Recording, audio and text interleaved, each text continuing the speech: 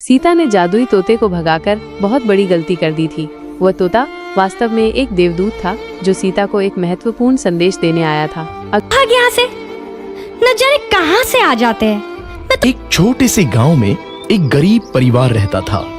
उस परिवार में रामू और उसकी बीवी सीता उसके बेटे चिंटू के साथ रहते थे। उसी गांव में एक तोता भी रहता था। उसका नाम था रघु। वो किस्मत का धनी था। जहां भी जाता वहां किसी भी चीज की कमी नहीं पड़ती थी। एक दिन रघु उड़ते उड़ते उस गरीब परिवार के घर गया। रघु सोचता है, अरे वाह, लगता है यहाँ आज बहुत अच्छा खाना मिलेगा। मैं पेट भर के खाऊंगा। वो एक कटोरी में रखे अमरूद देखता है। अरे वाह, अमरूद, मुझे तो ये बहुत पसंद है। मैं तो इसे पेट भर के खाऊंगा। रघु तोता अमरूद खाने ही लगता है। तभी सीता रघु को अमरूद खाते देखती है तो परेशान हो गई उनसे। सीता के भगाने के बाद रघु चुपचाप से एक कोने में रहता है। धीरे धीरे उस परिवार की बरकत होने लगती है। एक दिन रामू और सीता खाना खाते वक्त बातें करते हैं। आजकल हमारी बहुत तरक्की हो रही है, काम भी अच्छा चल रहा है। रामू कहता है। इस पर सीता कहती है, सच कहा, भगवान हमेशा ऐसे ही हम पर मेहरबान रहे। बेटा चिंटू भी कहता है, पिताजी, मुझे खिलौना लेके दो ना, मेरे सभी दोस्तों के पास है। रामू कहता है, ठीक है, जरूर लाऊंगा। सीता कहती है, कितने खुश है सब, मेरे परिवार को किसी की नजर ना लगे। एक तरफ ऐसी बातें होती हैं तो दूसरी तरफ रसोई में रघु तोता भी अमरूद खाते रहता है।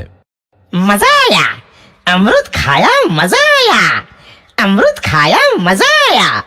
तभी सीता रसोई में आती है और रघु तोते को अमरूद खाते देख बहुत गुस्सा होती है। सीता रघु को बाहर निकालने के लिए पिंजरे में अमरूद रखती है। रघु जब अमरूद खाने लगता है तो पिंजरे का दरवाजा बंद हो जाता है और वो उसमें फंस जाता है। मुझे बचाओ। अगले दिन सीता पिंजरा उठाकर बाहर दूर उस रघु को छोड़ देती है। रघु के जाते ही उनके घर आई बरकत धीरे धीरे कम हो जाती है। उन्हें बहुत घाटा होता है। सीता कहती है, ये क्या हो रहा है, अचानक इतना कैसे बदल गया, अभी तक तो सब कुछ अच्छा चल रहा था। रामू कहता है, लगता है भगवान हम पर रूठ गए हैं। चिंटू भी कहता है, लगता है अब मुझे खिलौने भी नहीं मिलेंगे। और वो रोने लगता है और बाहर चला जाता है। कुछ दिन बाद रघु तोता फिर से उस घर में आता है।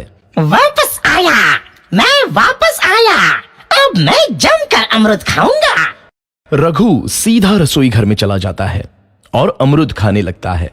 कुछ देर बाद सीता रसोई में आती है और रघु को देख कहती है, एक तो घर में पहले से इतनी दिक्कत चल रही है और ऊपर से ये तोता मुझे और परेशान कर रहा है। सीता रघु को वहां से भगा देती है। रघु उड़कर किसी कोने में छुप जाता है। कुछ दिन बाद धीरे धीरे उस घर की बरकत वापस आने लगती है। काम भी अच्छे से चलने लगता है। एक रात जब रघु तोता अमरूद खाने जाता है तो पिंजरे में फंस जाता है। ये लोग आखिर चाहते क्या हैं? एक तोते को शांति से अमरूद खाने क्यों नहीं देते?